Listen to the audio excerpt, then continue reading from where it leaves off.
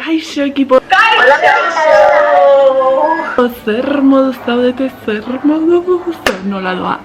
40 aldia, ja kalera atera gaitezkela denbora tarte batez bada ere. Atera zarete, zer egin duzu? Ni ez. Ni naiz atera, antxitatea ematen dit, hainbeste jenderekin topatzea. Eta atzo, merkatura joan nintzen erosketak egitera. Zeia nire frigorifikoa utxik zegoen. Limoia ere enuen, asike, pentsa. Kriston jendetza zegoen. Ke estres benetan. Ikusten duzuen bezala, enago aurreko bideoak grabatzen dituen toki berean, balkoira atera naiz, eguzkiarekin batera, baina aste oso bat daramat hemen, beraz esan dut. Zergatik ez dut gaurko bideoa, aste honetako bideoa balkoian grabatuko, eta alaxe ari naiz. Pixkat basu edo arraro entzuten manauzu eta lotxe ematen didalako bizilagunek grabatzen entzutea, eta ez dut nahi, nola grabatzen duen ikusten. Eta horregatik agian arraro entzuten nauzue, así que gaurkoan ekipo Japoniara bidaiatuko gara. Baina bir, nola bidaiatuko gara konfinatuta eta 40 aldian bagaude Iruñe apertinutan. Gaur, Arkakusoren kanalean, sushia. Sushia egiteko beharko ditugun osagaiak hauek dira. 250 gramo sushi arroz, 250 mililitro arroz ozpina, azukrea, gatza, nori algak eta barnerako norberak nahi duena. Guk sushi vegano eta vegetariano egingo dugunez hauek dira aukeratu ditugun osagaiak. Aguakatea, pepinoa, azenahoria, tomate eskalfatua eta Philadelphia gatza. Egingo dugun lehenengo gauza arroza prestatzea izango da. Horretarako arroza hartu eta urez betetako bol batean botako dugu. Honela arroza garbituko dugu. Ikusten duzuenez, hasieran ura txuritu egiten da. Hori dela eta hainbatetan errepikatu beharko dugu prozesu hau. Arroza mugituta ura garden geratu arte.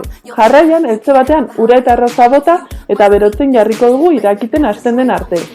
Tapa bat jarri beharko dugu eltzea estaltzeko. Behin irakiten hasten dela, 3-4 minutu utziko dugu horrela. Bitartean, arrozarekin batera gure susian izango ditugun osagaiak mozten hasiko gara. Tira luzeetan moztuko ditugu, gero sushia enroiatzeko orduan arazoak ekiditeko. Behin arrozaren eltzean urik ez dagoela, hau bolero bandeja batetara pasako dugu. Pixka tozten den bitartean, edalontzi batean 250 mililitro arroz ozpin, 2 goiarakada txiki azukre eta goiarakada txiki bat gatz botako ditugu. Eta dena ongi nahastuko dugu mejunjiko bat osatu arte. Hau, 30 segunduz, mikrobinean sartuko dugu potentzia maksimoan berotu. Egin dugun mejunjiko hau, arrozari botako diogu gutxika. Prozesua erraza da. Mejunjiko pixka bat bota eta ongi nahastu. Mejunjiko pixka bat, ongi nahastu. Eta horrela, mejunjikoarekin amaitu arte. Beno, dagoeneko osagai guztiak prest ditugu sushia egiten bukatzeko. Oso gomendagarria da sushia egiteko esterilika moduko bat izatea. Hala ere, suposatzen dut film plastikoarekin ere erraz egin daitekela. Honekin batera urez betetako bol bat ondoan izatea ere oso gomendagarria da. Prozesuan zehar atzak edo behatzak edo atzak behatzak. Beno, dena delakoak bustitzeko. Ekipo, galdera super garrantzitsua. Nola ditzen diozue gorputzeko atal hauei? Behatzak edo atzak? Venga, utzi komentarioetan eta ea zein den gehien erabiltzen duzuena. Agian zuten dago, agian oker. Eta nik ere esango dizuet bertan nik zer erabiltzen dudan. Eta onaino iritsi baldin bazara, venga, suskribatu eta like eman. Nori alga bat hartu eta esterilika honen gainean jarriko dugu. Konturatu zaitezte alga hauek normalean lerro moduko batzuk dituztela markatuta. Behin rollikoa eginda, nondik moztu behar dugun adieraziko digutenak alegia. Makiak egiteko nori algaren gainean arroza banatuko dugu. Ez da arroz kantitate handia behar. Azken finean zenbat eta osagai gehiago jarri, orduan eta handiago irtengo zaizue makia. Eta ea nork jaten duen hori. Arrozaren gainean rollikoa egiten hasiko garen muturretik gertu, guk aukeratuko ditugun osagaiak kokatuko ditugu. Eta behin kokatuta, errezeta honen momentu klabe eta kritikoari ekingo diogu. Rollikoa egitea. Lasai egon eta pazientzia izan lehenengo aldian ateratzen ez bazaizu. Azken finean, hau, gauza guztiak bezala praktika kontua baita. Hemen klabea rollikoa egitera goazenean ongi prentsatzea da. Eta voila! Badugu dagoeneko rolliko bat eginda. Orain gainerakoak egiten jarraituko dugu. Makiarekin batera beste sushi mota asko daude, baina guk California roll deitzen direnak egingo ditugu ere. Horrela, lehen egin dugun moduan, nori algaren gainean arroza jarriko dugu eta behin zabalduta sesamoa botako diogu gainetik. Hau eginda eta kontu handiz, ze nori alga apur daiteke, baina ez da oso erraz apurtzea, buelta emango diogu algari. Buelta eman ostean aukeratutako osagaiak rollikoa egiten hasiko garen muturretik gertu jarriko ditugu eta rollikoa egingo dugu lehen egin dugun bezala. Hemen kontu handiago izan beharko dugu prentsatzerakoan, ze arroza kanpotik izango dugu eta ez makietan bezala barrutik. Sushi rollikoak banan moztuko ditugu. Horretarako uretan bustitako labantzorroztua erabiliko dugu. Gomendagarria da bi zatitxoro uretan garbitzea, ze bestela mozketa zaildu eta sushia deformatuko zaizue. Bukatzeko, sushia platerretan banatu, estilo pizkartekin, mesedez. Sushia jateko guk soia saltza eta jengibrea erabiltzen dugu. Eta soia saltzari wasabia botatzen diogu ere.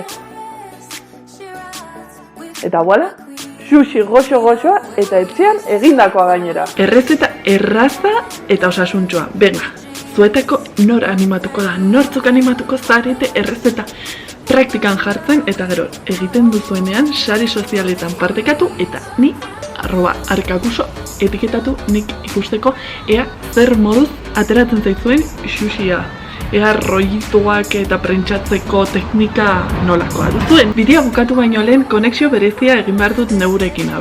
Itxoen ea konektatzen den. Neurekin konektatu bitartean, gogoratu horreko bideoan bi total reliable eta ez royal.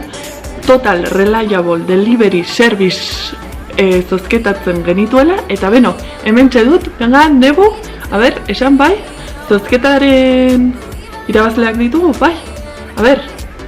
Sartu! Ei! Kaixo denei eta ongi etorri Arkakuso eta nebukaien zozketatxora. Barkatu zozketa kaixero eta desastrea, bino haintxatean ez lanetikan gauiz zibili ondoren 11 orduz lanian, eta ikuste zuten ez ja eguna da, eta lota junberdez. Así que, orai izango da, gaurko zozketa.